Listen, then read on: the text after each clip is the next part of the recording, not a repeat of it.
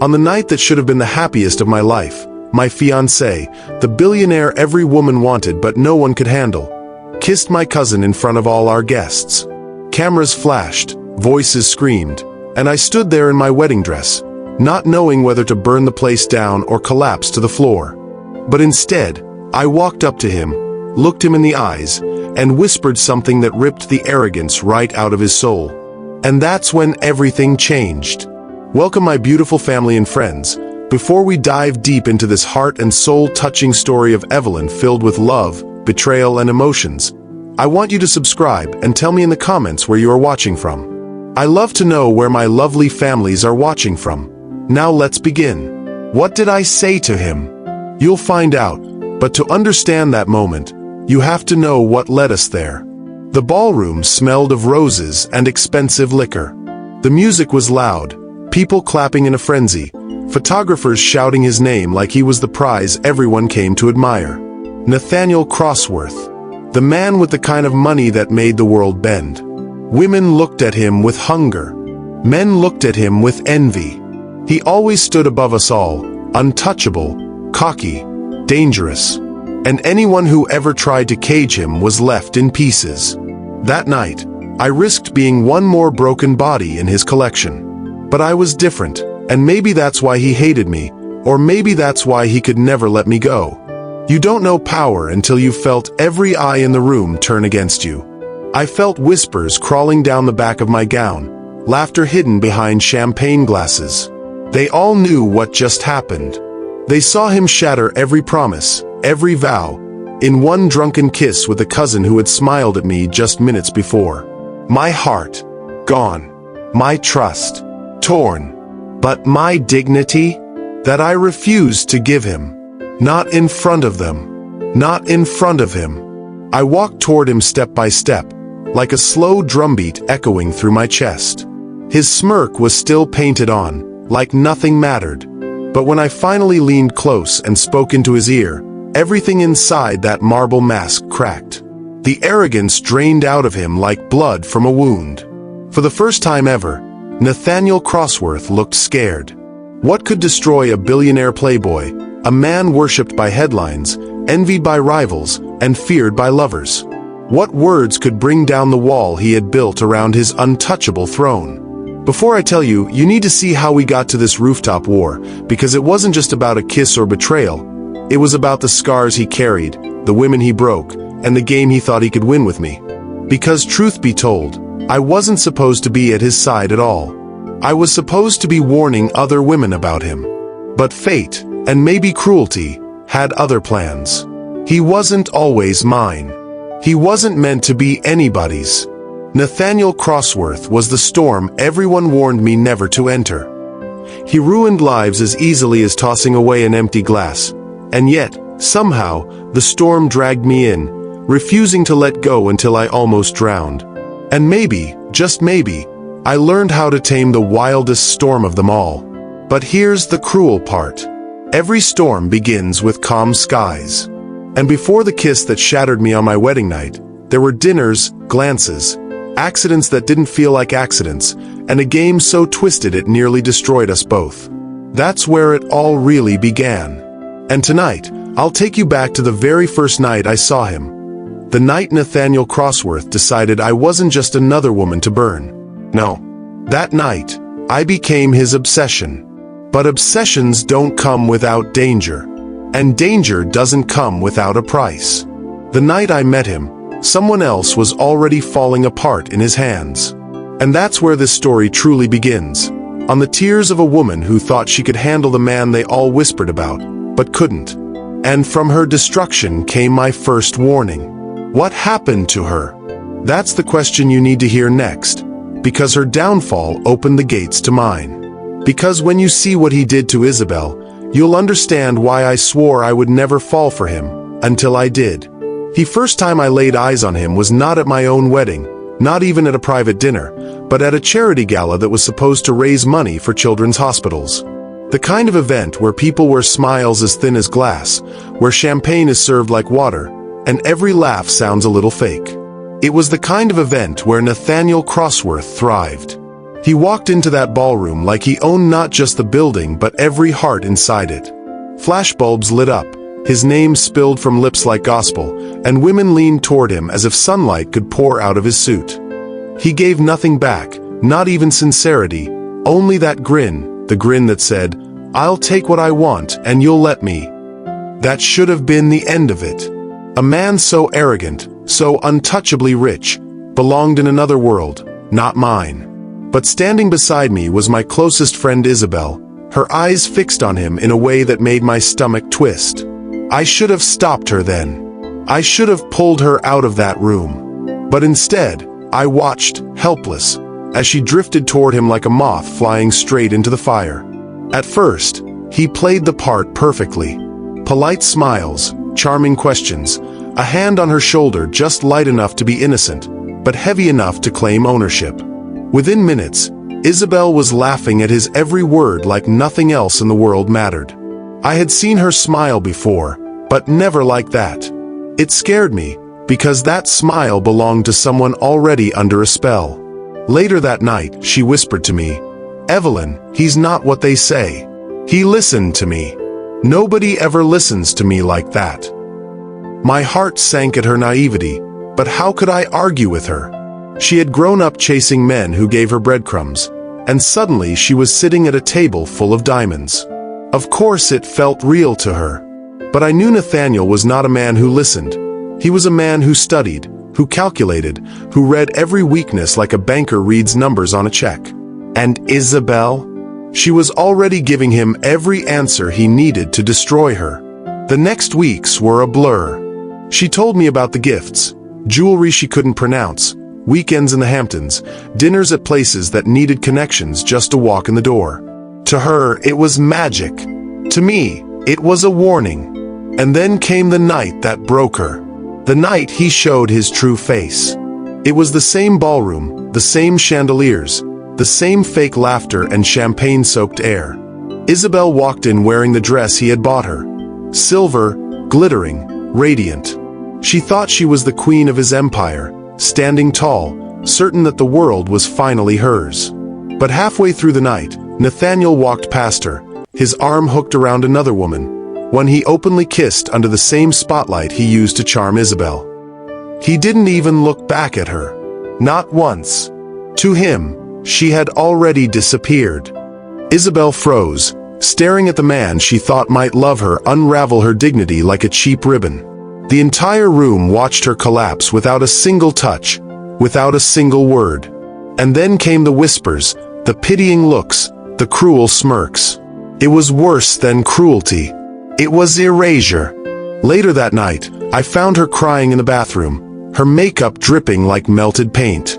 "Why would he do this to me?" she whispered. Her voice cracked like a child's. I had no answer. Because Nathaniel didn't break hearts by accident. He broke them as sport. Isabel was just another win for him, and another reminder to everyone else that he couldn't be caught. I told myself then that I would never breathe his air, never give him the chance to even glance my way. But fate has a cruel sense of humor. Because the next time I walked into a room with him, those dark eyes weren't on Isabel anymore. They were on me. And when Nathaniel Crossworth set his eyes on you, there was no hiding. That moment, when he turned toward me with that knowing smile, my lungs froze. Because I realized, the storm that had just shattered Isabel wasn't done yet. It was coming for me. In that moment he first cornered me. The game between us truly began. When you hear it and how Nathaniel turned his attention on me, you'll understand the danger of being wanted by a man who never accepted no. When his eyes first locked onto mine, I felt it in my bones. It wasn't attraction, it wasn't curiosity.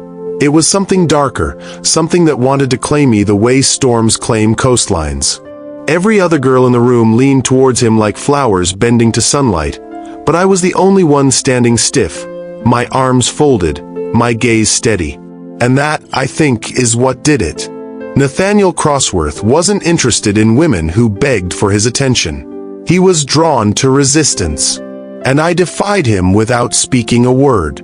A week after Isabel's collapse, he appeared at the cafe where I studied late at night. A billionaire playboy in an overpriced suit did not belong in a corner coffee shop that smelled like burnt caramel and tired dreams. But there he was. He sat across from me without asking, smirking like it was his throne. "You don't smile at me," he said smoothly, as though we'd been mid-conversation all our lives. "Every woman in New York smiles at me. But not you." I didn't even look up from my notebook. "Maybe I like my teeth too much to waste them on you." Most men would have walked away. Nathaniel leaned closer. "So you've heard the stories." "I watched the stories," I snapped, finally meeting his eyes. "I saw my best friend cry herself to sleep because of you." For the first time, his cocky grin flickered. But instead of guilt, I saw excitement in his gaze, like he had just discovered a puzzle piece he didn't know existed. "You're different," he murmured. "And you're dismissed," I replied, gathering my books. But as I stood, he reached across the table and laid his business card in front of me. The thick black card looked more like a challenge than an invitation. "I'll own your attention," he said slowly, like it was fact. "Whether you want me to or not." His words followed me like shadows all week. No matter where I went, walking to work, shopping for groceries, even checking my phone at night, I felt them. He wasn't chasing me with flowers or lyrics or soft gestures. He was hunting me with silence and presence. I'd see his car idling at the curb, tinted windows hiding him. I'd see his name slip into my email inbox, into media articles, flashing across billboards. The worst part. Isabel called me again, begging me not to fall for him. Her voice carried the weight of her destruction. "Evelyn, don't think you can handle him. He'll ruin you like he ruined me. He's poison disguised in silk." I promised her, and myself, that I would never give him that chance. But promises are fragile, and Nathaniel knew how to break the strongest ones. The first crack came the night I found him waiting by my car. He leaned against it like he owned it, like he owned me. "Your friend thinks I'll ruin you," he said softly, stepping forward. The streetlight behind him caught the sharp lines of his face, making him look half angel, half devil. "She's wrong. I don't ruin people. I unmask them. Want me to ruin the little walls you've built?" I shoved past him, but he blocked me, resting one hand on my car door. Not forceful enough to accuse him, but heavy enough to trap me. "You'll fight me," he whispered. "And in fighting me, you'll fall for me. That's how this ends." Every cell in my body screamed at me to leave, to never turn back. But there was something electric in that moment, something dangerous that made my lungs burn. And deep inside, a truth I didn't want to admit. I was curious. Curious about the man who had broken Isabel and a dozen women before her. Curious about the scars hidden behind the arrogance. Curious about why someone with everything needed to chase me, when it would have been easier to chase everyone else. I went home that night shaking, swearing it would end there. But 2 days later, he made sure that wasn't an option. Because Nathaniel Crossworth wasn't done playing.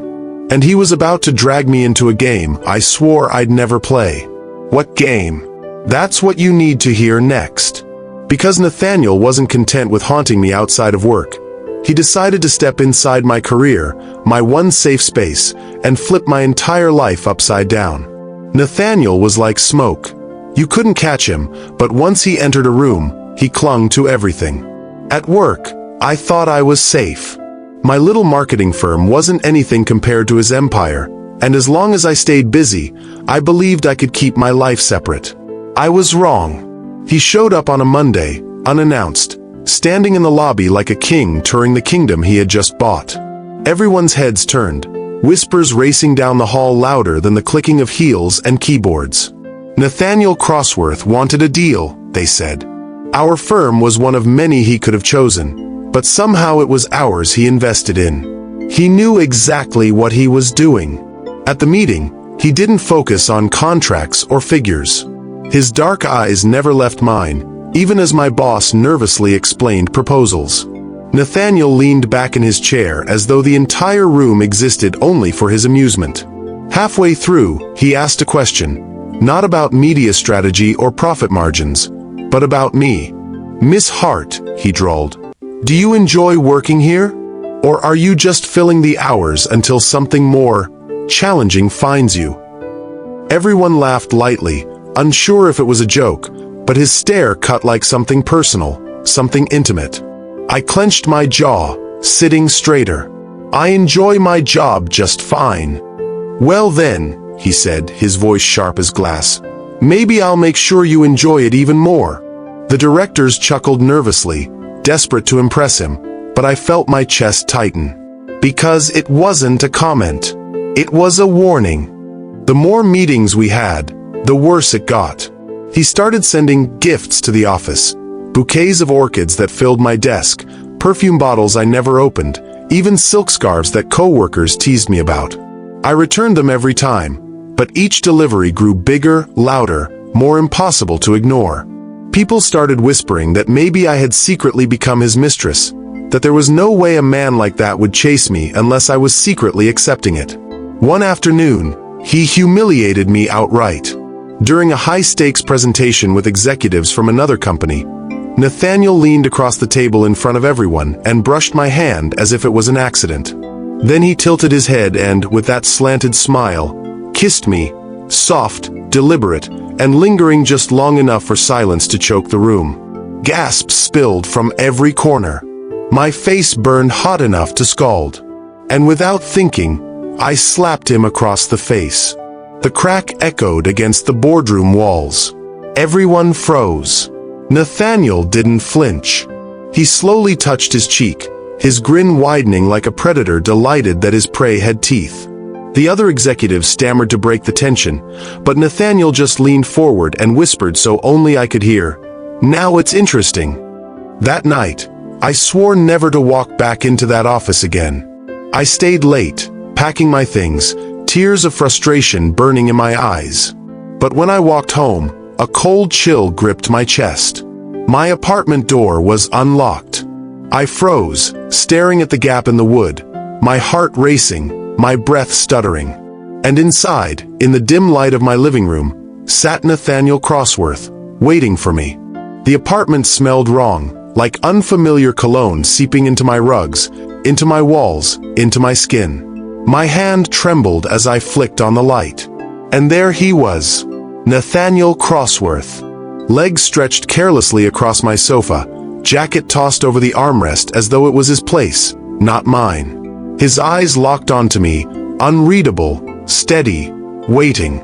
I dropped my keys, my voice shaking. "How did you get in here?" He tilted his head, that half-smile teasing the corner of his lips.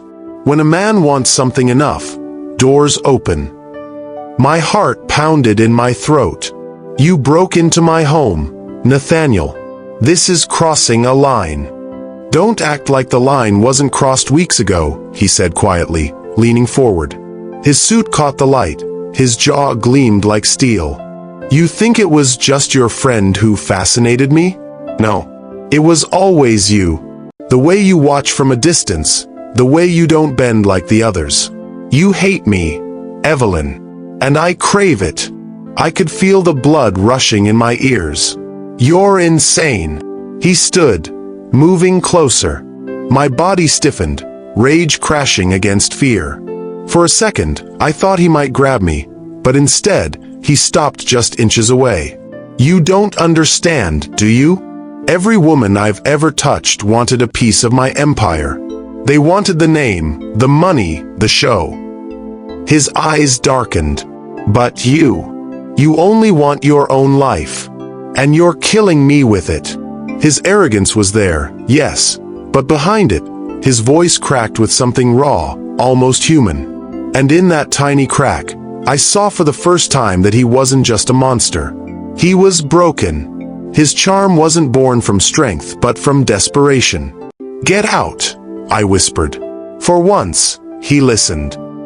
He gathered his jacket, left without a word, and the slam of my door echoed through me louder than his presence had. But I couldn't sleep that night. His words stamped themselves on repeat in my mind. Why me? Why the one woman who despised him? The next morning, his shadow followed me again. Only this time, it wasn't in the streets or at work. I found it hidden on his phone. Because when he accidentally left it on my desk during another staged visit, curiosity pulled me into a mistake I will never forget. My fingers unlocked the screen without thinking, and what I found there nearly stopped my heart. Buried in his gallery, hidden among glossy snapshots of trips and yachts, was a photograph of me. But this photo wasn't recent. It was old. At least 3 years old. I was standing in a bookstore, laughing at something in my hands. A moment so private, so small, captured like I had been prey long before we ever met. The phone slipped from my fingers and clattered against the table. My mouth went dry. That photo meant only one impossible, terrifying truth. Nathaniel Crossworth hadn't just been drawn to me recently. He had been watching me long before I even knew his name. And that knowledge pressed down on me like a weight I wasn't sure I could ever escape. I couldn't breathe when I saw it. The way my smile glowed in that grainy photo, the tenderness of a private laugh caught without permission. My skin prickled, my throat locked. He had stood somewhere in the shadows years ago and taken a piece of me I never knew I had given. When he returned to grab his phone, his calmness was almost worse than rage. He didn't panic, didn't explain. He just looked at me like I was the one who had been caught. "You weren't supposed to see that yet," he said softly, sliding the phone back into his jacket. His voice didn't shake, but his eyes did. I stared at him, my chest tight. "You followed me before you even knew me." "No," he whispered, shaking his head. "I knew you long before you looked at me." I wanted to scream, to shove him out of my life forever, but something about his words held me frozen in place. His arrogance was gone. In its place was a boy standing in front of me, the same boy who must have watched from windows he never belonged in. That night, he broke. His voice was lower, stripped bare, cracking like paper being torn. He told me about his mother, how she ran away with another man when he was 10 years old, how he found her again years later, dressed in mink, smiling beside a husband who whispered to Nathaniel that he was just a reminder of her mistake. He said that picture of me in the bookstore had been a mirror. "You looked happy in ways I didn't remember being possible." I kept it because it gave me proof that light exists somewhere. I should have walked away. I should have shut the door on his trauma before it pulled me into it. Instead, I stood there listening, my anger slipping into something softer, heavier, more dangerous. Pity. My resolve fractured. Not enough to forgive him. Not enough to let him own me. But enough to see that beneath the wealth and women and cruelty, he was still chasing the shadow his mother left behind, still bleeding from a wound he thought money could cauterize. But Nathaniel didn't just show weakness that night. He showed power. Because before he left, he leaned close and revealed the card he hadn't played yet. My father's retirement fund, the one he had been saving for decades, was suddenly at risk. With a cruel smile curling back into place, Nathaniel admitted he had the power to make it vanish with a single call. "You'll meet me again, Evelyn," he said, reaching for the doorknob with slow finality. "Because what you treasure most is always where I strike first." And when the door closed, my stomach twisted. He was right. The next morning, I went to visit my parents. I wanted to see my father's face with my own eyes, to know Nathaniel was bluffing, to convince myself that he didn't have the reach into our lives that he claimed. But when my father opened the door, his expression told me the truth before his words did. He looked tired, shoulders bent the way they only bend when a man knows he's powerless. We sat at the kitchen table, the smell of burnt toast thick in the air. He folded his hands together, staring at the worn rings on his fingers, unable to meet my eyes. "Evelyn, things are complicated," he said quietly. "What did he do?" I pushed, my chest tight. "Tell me." My mother tried to intervene, to soften the moment, but my father raised a hand, trembling, steadying himself. "The pension, the savings, all of it," he whispered. "The company where I worked 30 years, where my money was safe, It just shifted hands.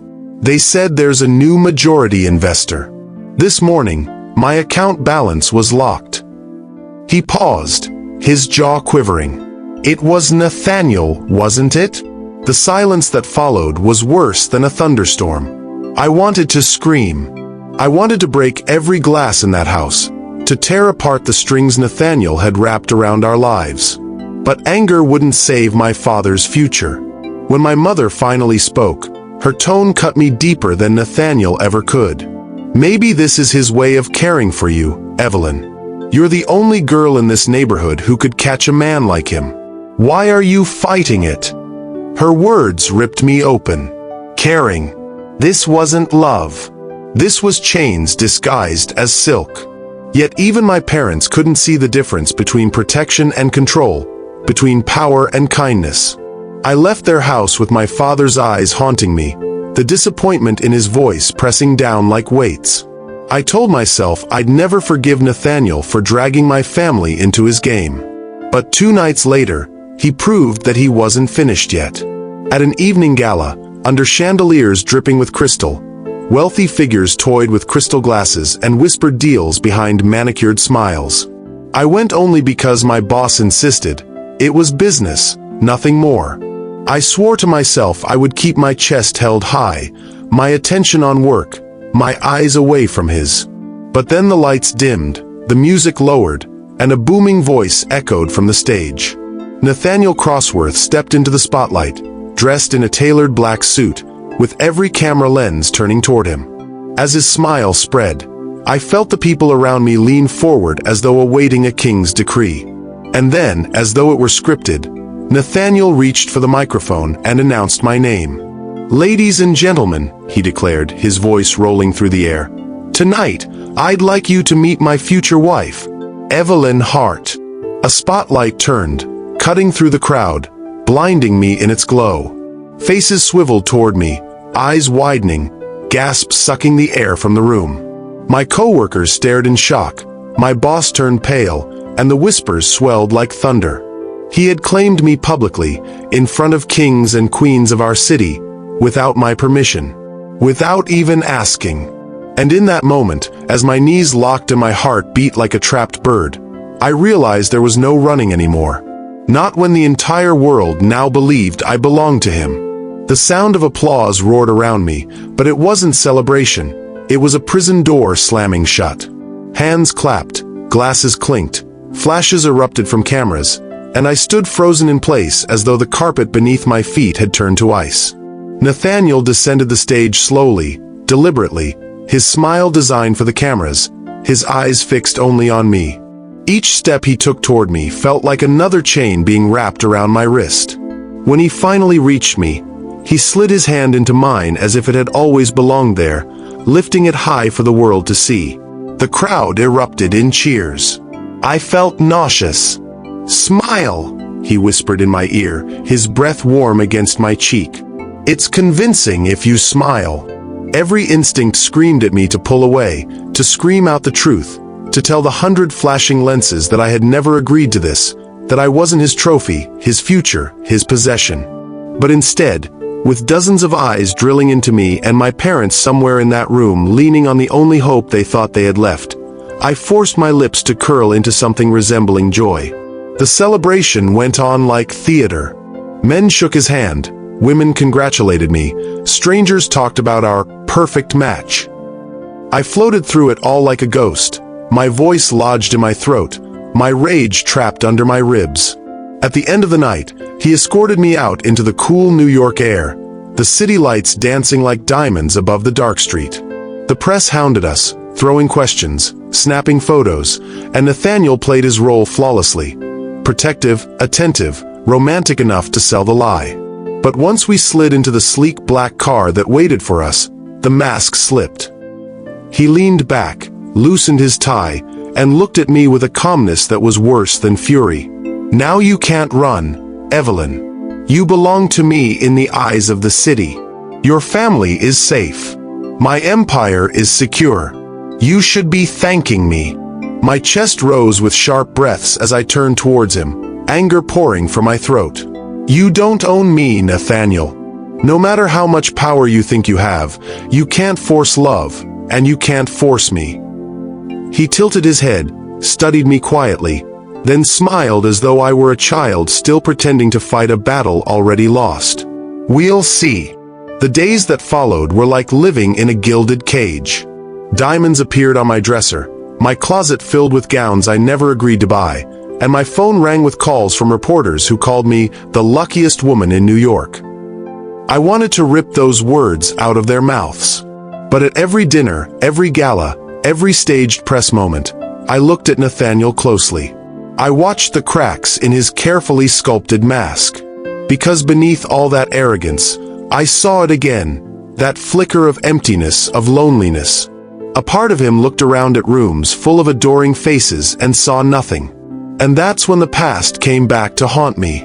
Because one night, as we descended the grand marble staircase of his penthouse for yet another charity gala, I saw Isabel standing at the bottom, waiting. Her eyes were darker than before, hollowed out, her face pale but burning with something fierce. She wasn't the broken girl I'd seen crying in the bathroom that night. She was something sharper, something dangerous. She stepped toward me, placed her hand lightly on my arm, and whispered so Nathaniel couldn't hear. "Get out while you still can. You think you can change him? You'll drown." I froze, her words slicing straight through me. When I looked over at Nathaniel, he was watching us, his smile thinner now, sharper, aware. And in that instant, I realized Isabel wasn't just back for me. She was back for him. And maybe for revenge. The silence between the three of us was electric, stretched thin like a wire ready to snap. Isabel's hand lingered on my arm for just a moment too long before she slipped past me, her heels striking the marble floor like gunshots. Nathaniel's eyes followed her every move, and for the first time since I'd known him, I saw something rare in his face. It wasn't desire. It wasn't anger. It was caution. He didn't like seeing ghosts, and Isabel was his ghost come walking back in heels. The gala began, but I could barely hear the music or the chatter around me.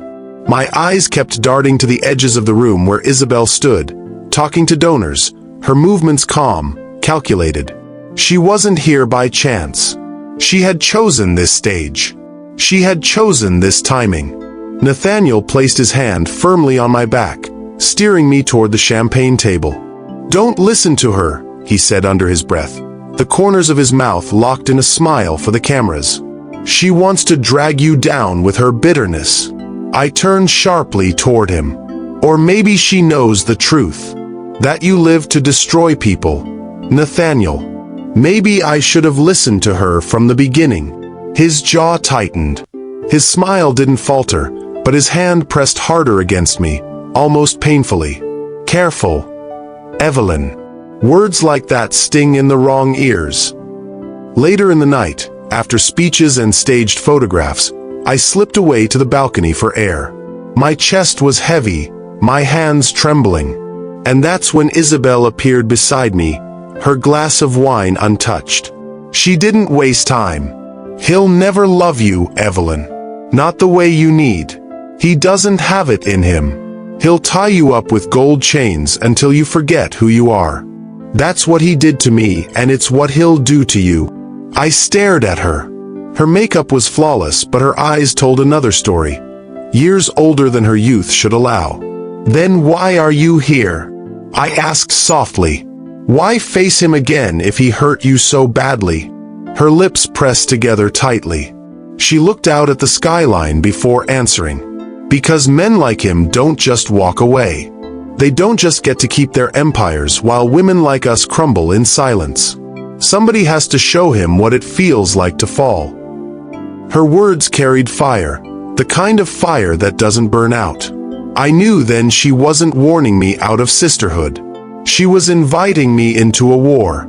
But the truth was, Isabel didn't know how much Nathaniel already controlled me. That spotlight, that announcement, my parents' financial safety. It was a cage I couldn't escape no matter how wide it looked from the outside. As we stood there, I suddenly felt a weight trace across my shoulder. Nathaniel was behind me, his voice smooth but lethal. "My fiancé doesn't need your lessons, Isabel. You've already proven how incapable you are." The two of them locked eyes, and the silence between them was sharp enough to cut. Isabel smiled faintly, set down her glass, and walked away without another word. But her exit wasn't retreat, it was strategy. I could feel it.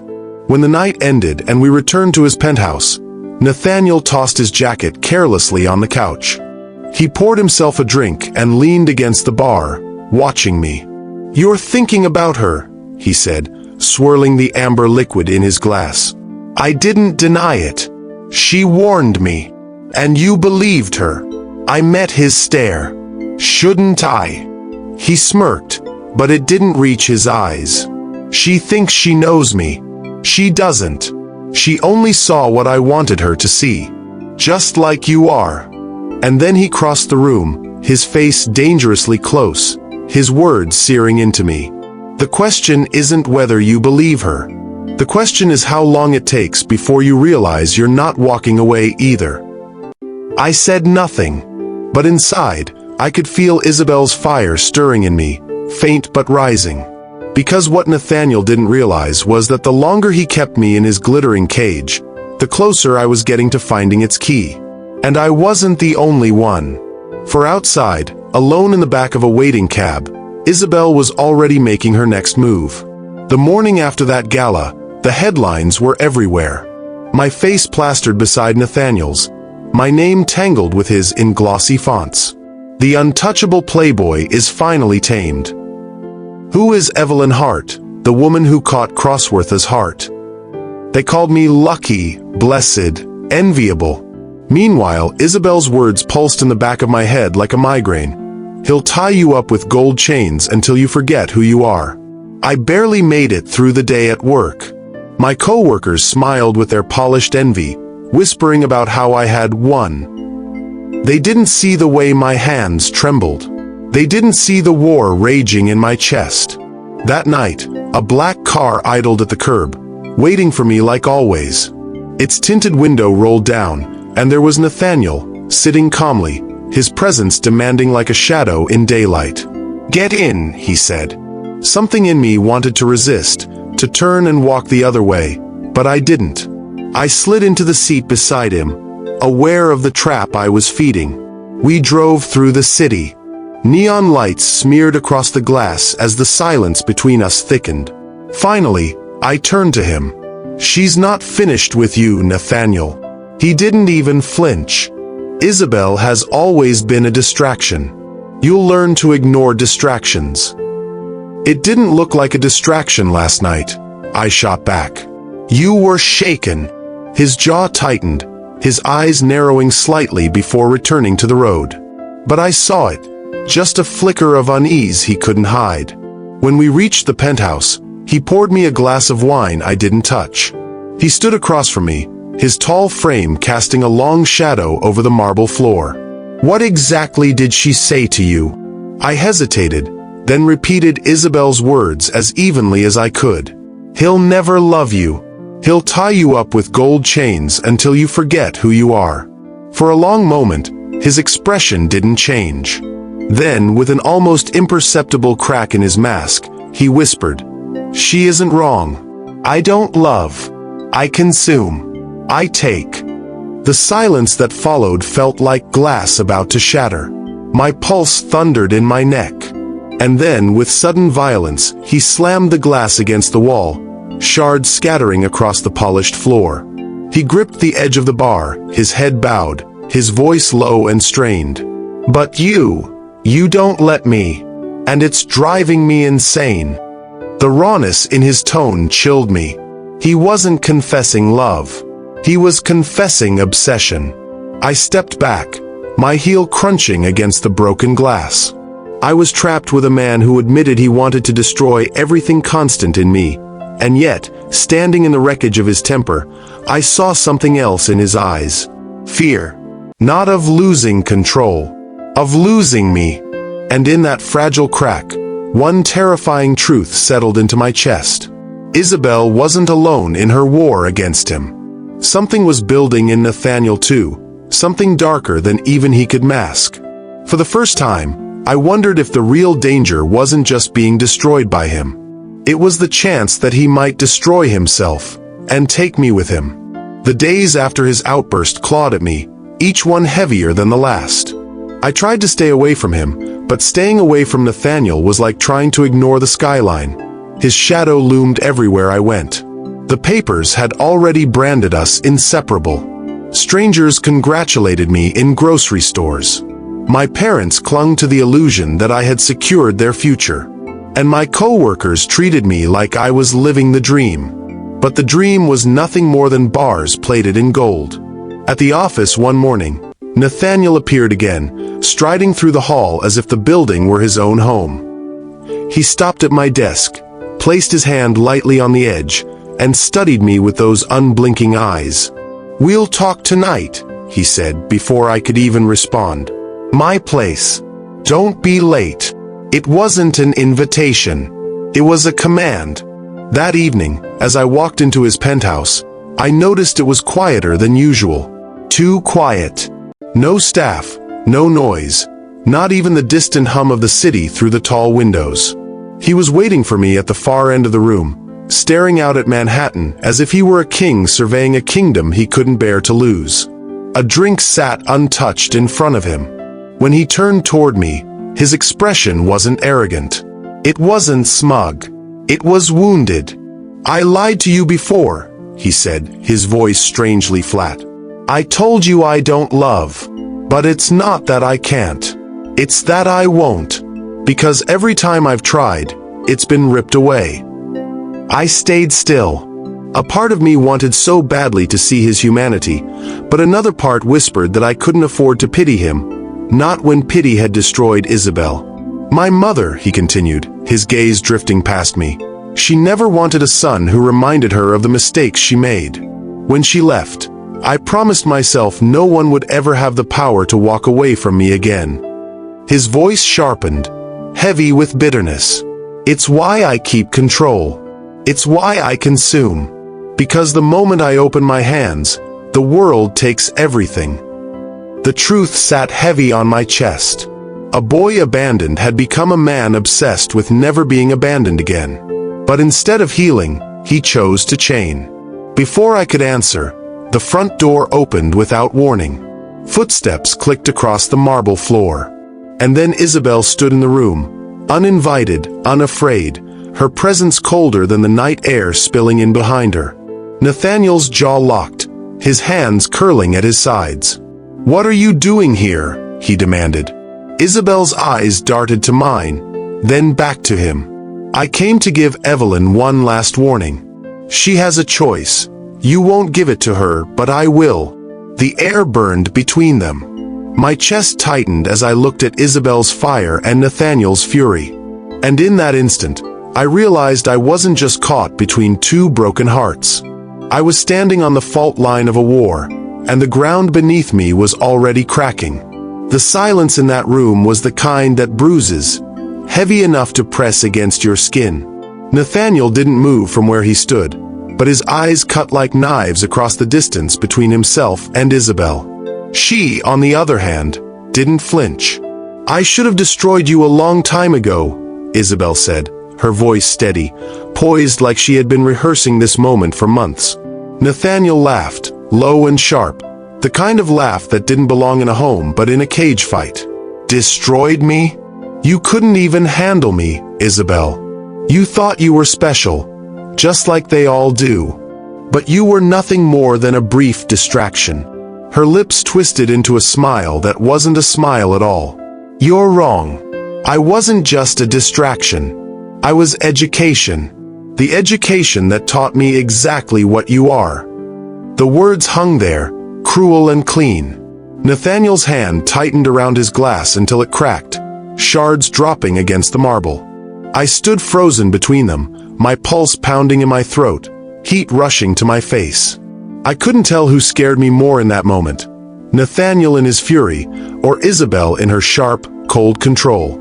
"I'm not here for me," Isabel said now, turning to face me, her voice softening. "I'm here for her. Evelyn, he will break you. It's only a matter of time. Maybe not tonight, maybe not tomorrow, But eventually, you'll lose yourself just like I did. And when you look in the mirror, you won't see Evelyn anymore. You'll only see his. Nathaniel's face hardened into stone. His voice dropped to a growl. Say another word and I'll erase you from this city. But Isabel only lifted her chin, unafraid. Try it. I have nothing left to lose. You've already taken everything from me once. But this time, you won't touch her. The room crackled with tension. Nathaniel spun toward me, eyes blazing. And what about you, Evelyn? Do you believe her? Do you believe I'll destroy you the way she claims? I swallowed hard, words clawing at my throat but refusing to come out. Because the terrifying truth was, I didn't know. In that moment, standing between him and Isabel, I realized the trap was closing tighter. Nathaniel's need to keep me, Isabel's need to free me. Their war wasn't just theirs anymore. It was mine. And then Nathaniel did something that froze me completely. He stepped back, raised his glass toward Isabel like a toast, and said with a deadly calm, Then let's make it official. If Evelyn truly believes I'll break her, she'll walk out that door right now, with you. If she doesn't, she'll stay. The walls of the penthouse felt suddenly smaller. My chest tightened, my legs weak beneath me, as both of them stood there waiting. Isabel's eyes begged me for freedom. Nathaniel's eyes demanded loyalty. And for the first time, I understood the full weight of the trap I was in, because either way, I knew I was about to lose. The decision I didn't make that night haunted me. I hadn't walked out with Isabel, but I hadn't surrendered to Nathaniel either. I froze, paralyzed, silent, as she stormed away, heels striking like warning shots across the marble floor.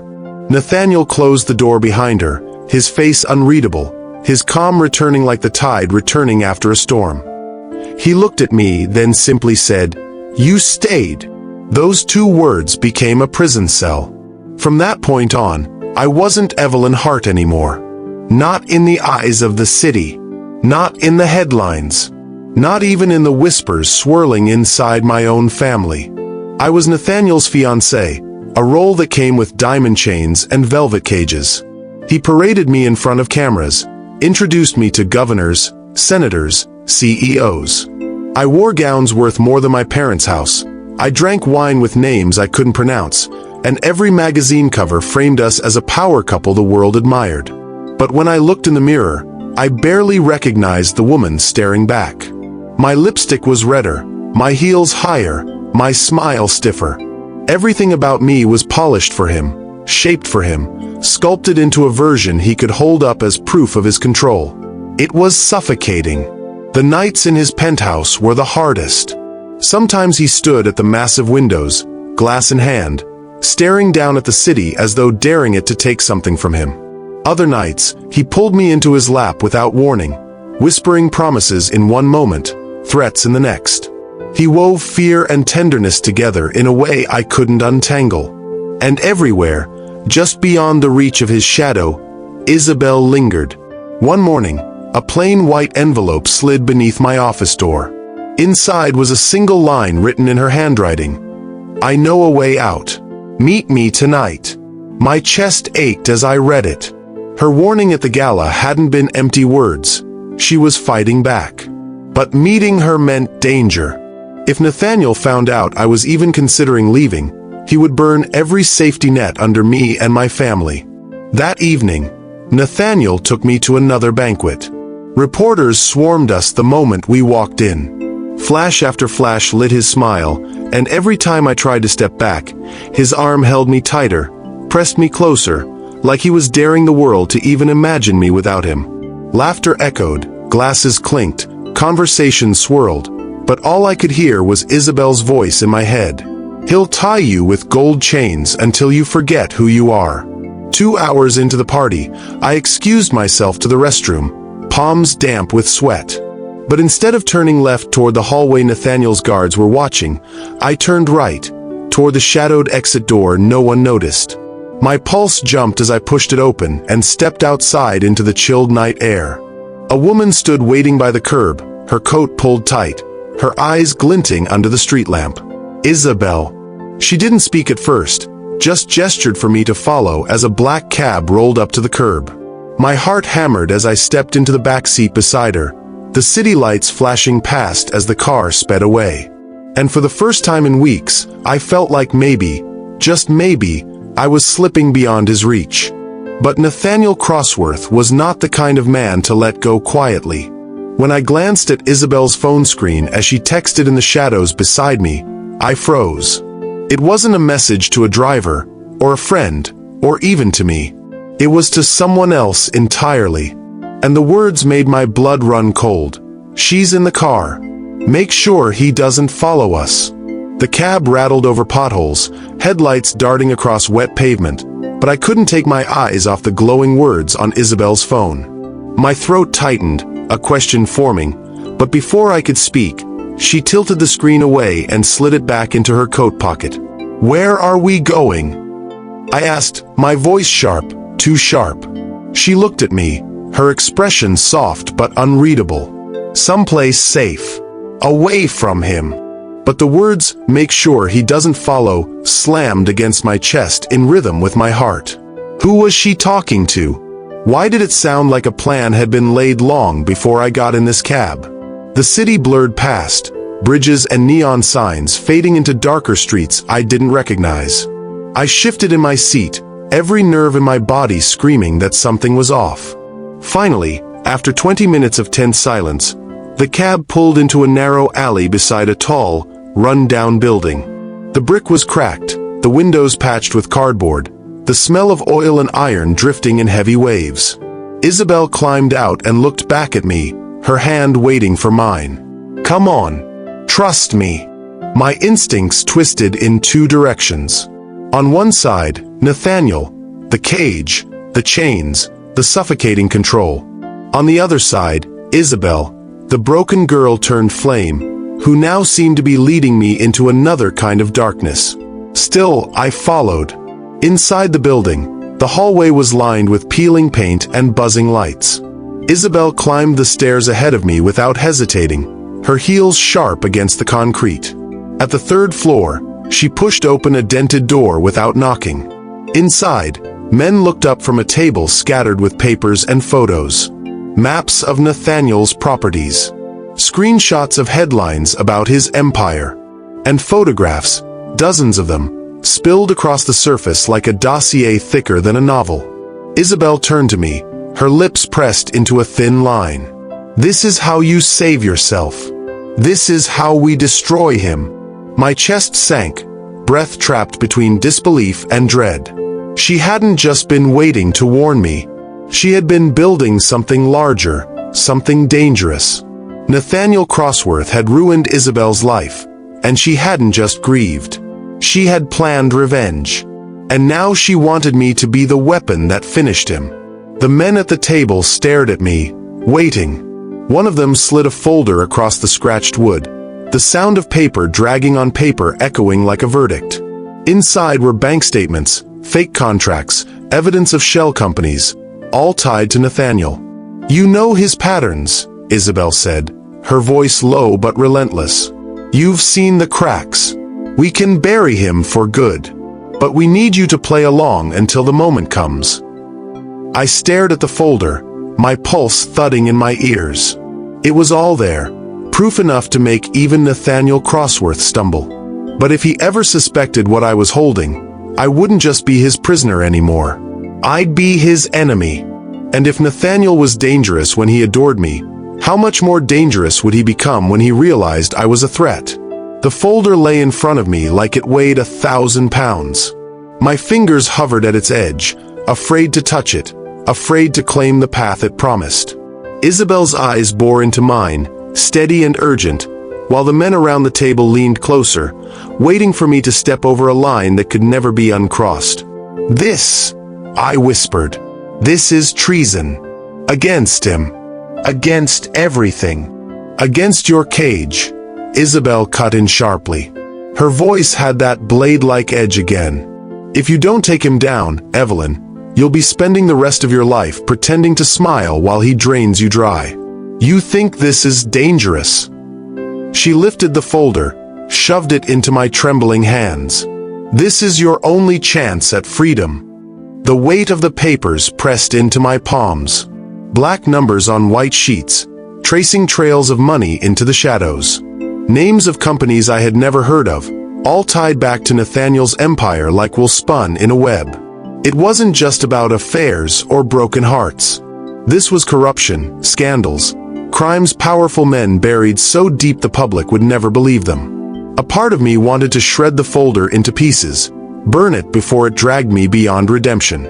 But another part, quieter, sharper, knew Isabel was right. No cage opens without a key. And this folder was a key, one carved out of blood and betrayal.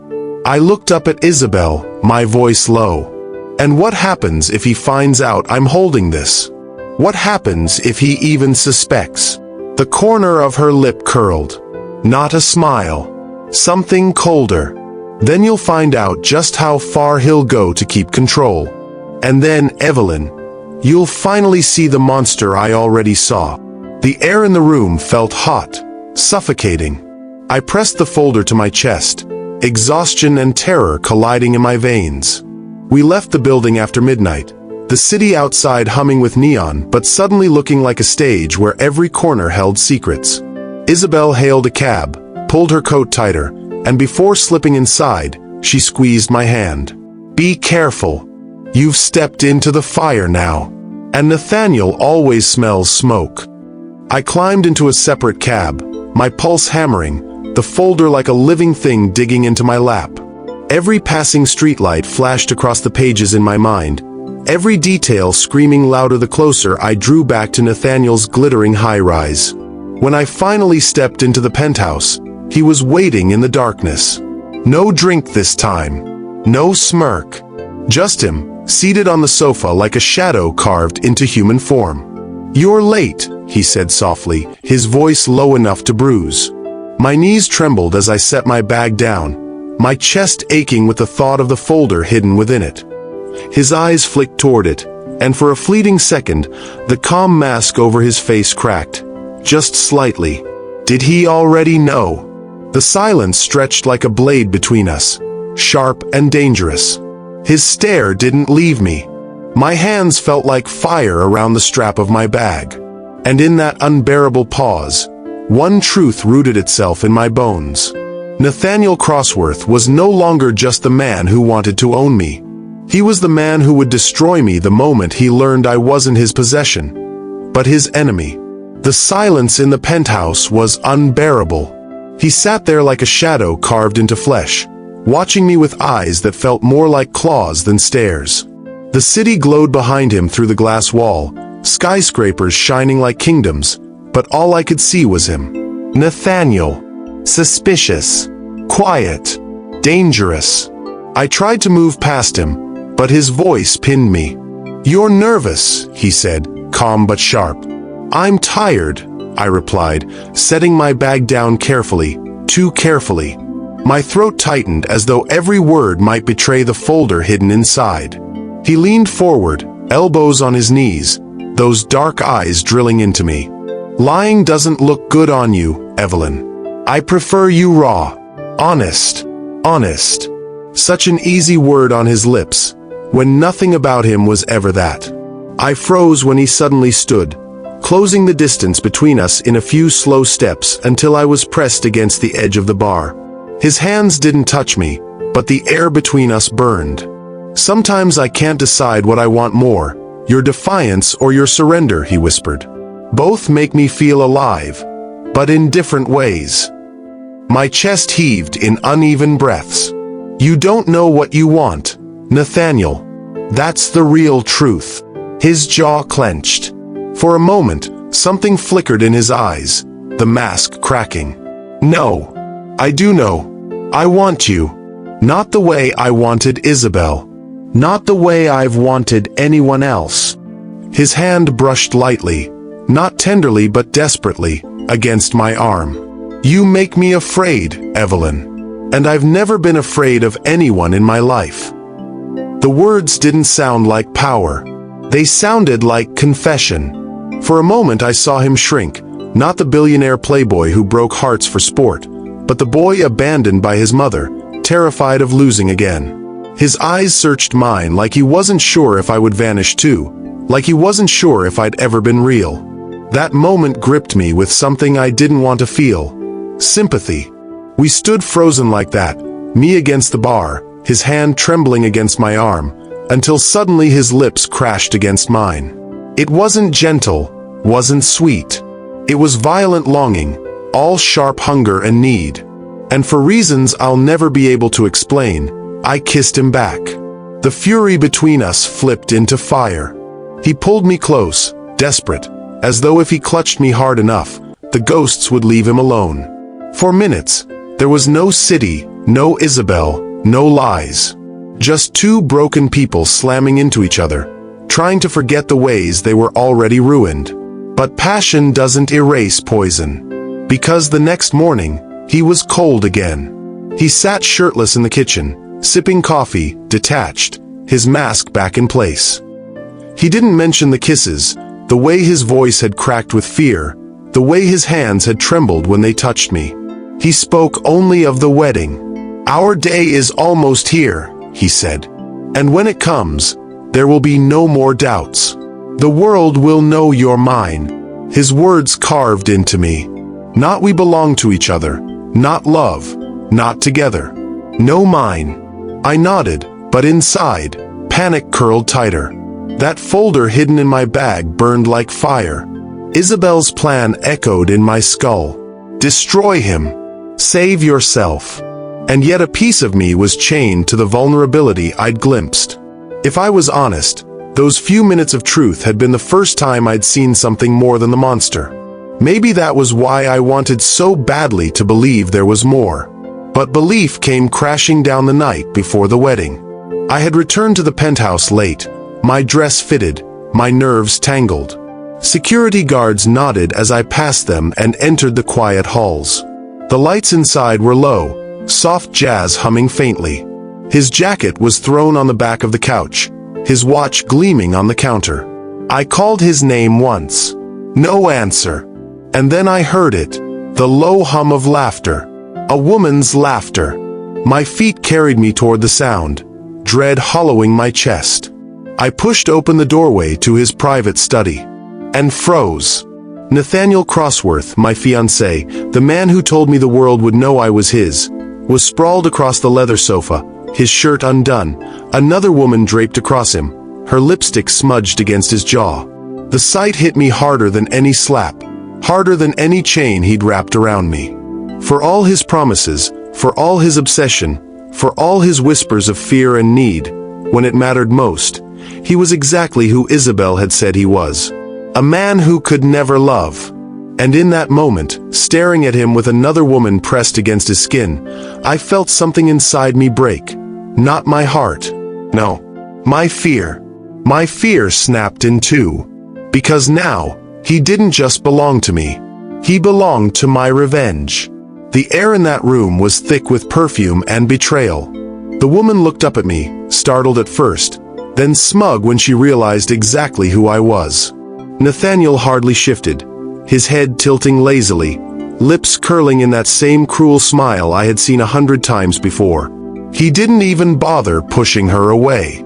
"You're early," he said, his voice dripping with arrogance, as though I were the one intruding on his night. For a moment I just stood there, staring, my body torn between two dangerous urges, to break down sobbing, or to set everything in flames. But tears would only feed him, and fire would let him play the victim. No. This time, Nathaniel Crossworth deserved something different. I stepped fully into the room, my heels sharp against the hardwood, my eyes never leaving his. "Do you do this the night before every wedding?" I asked, my voice eerily calm. "Or am I the only one lucky enough for a front row seat?" The smile faltered ever so slightly, irritation flickering across his face at my composure. "This isn't what it looks like," he tried, lazy, careless. I laughed. The sound startled even me, bitter, hollow, sharp. "It's exactly what it looks like, Nathaniel. And finally, I see it for what it is. You don't love. You don't even consume. You rot everything you touch." The woman shifted uncomfortably, sensing that whatever game she had stumbled into wasn't safe anymore. She rose quietly and hurried past me, her perfume lingering while the door clicked shut behind her. And then it was just him and me, standing in the ruins of whatever hope I might have held onto. His eyes hardened, his smirk returning like armor. "You'll still marry me tomorrow. You don't have the courage to walk away. And besides..."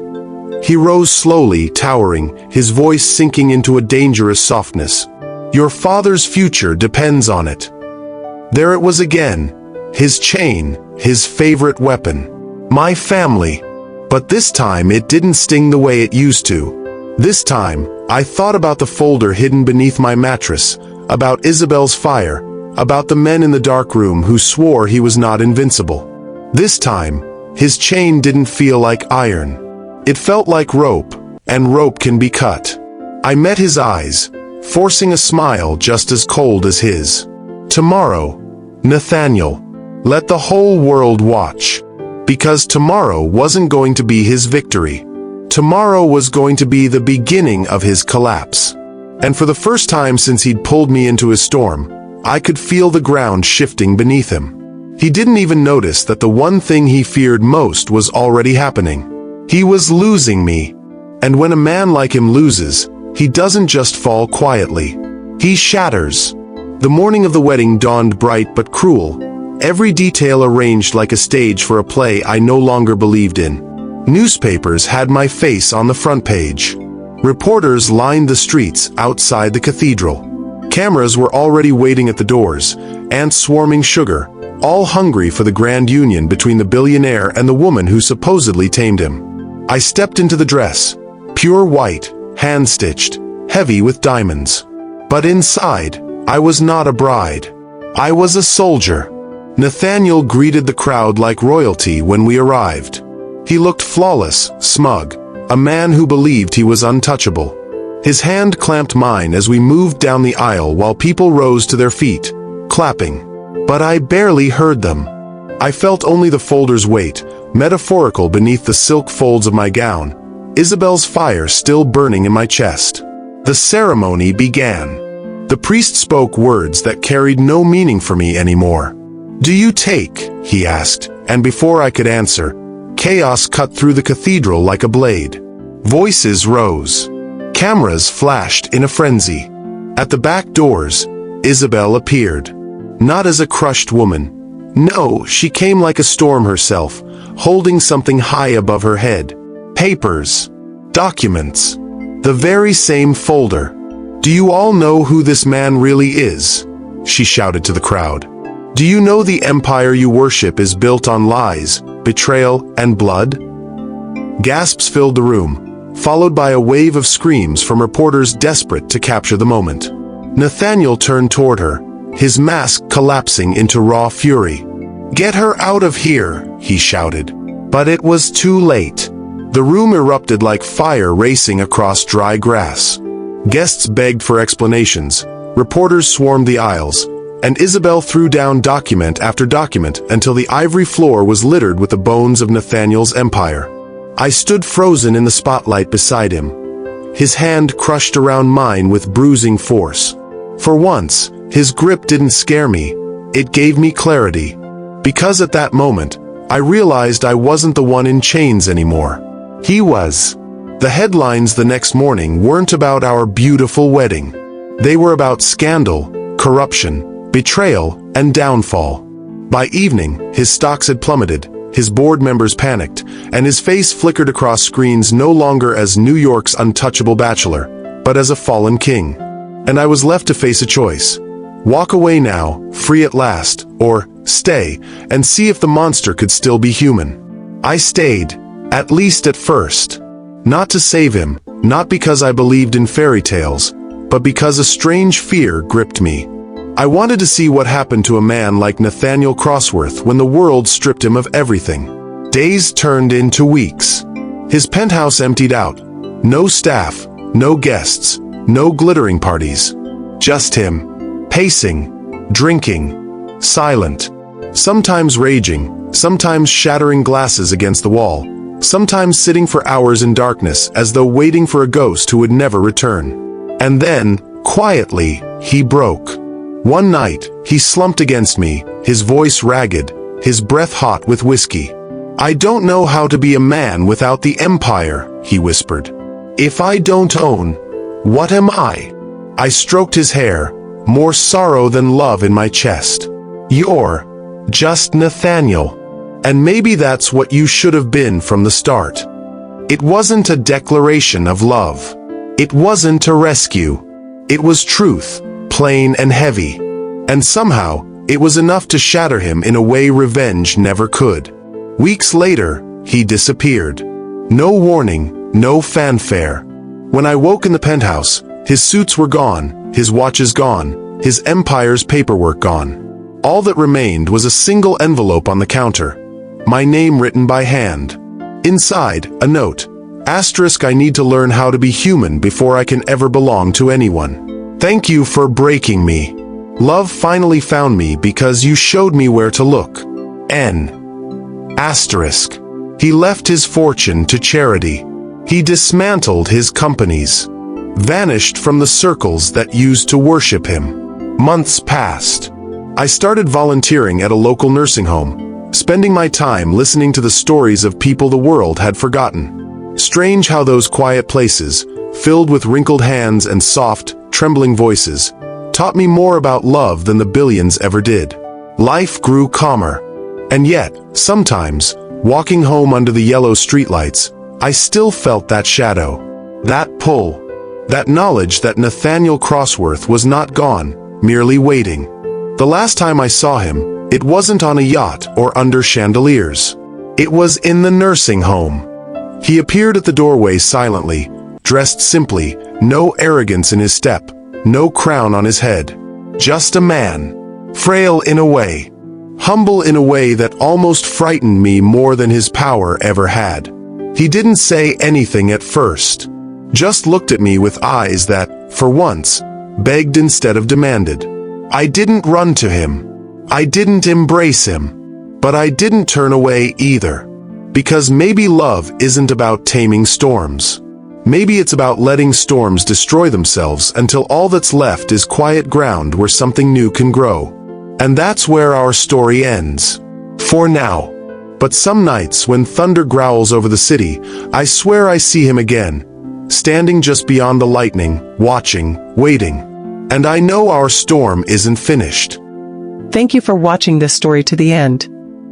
If you enjoyed this story, you will surely love the next one. It's as crazier and more intriguing as you can ever imagine. So do check it out. Click on the image showing on your screen right now to watch the next one.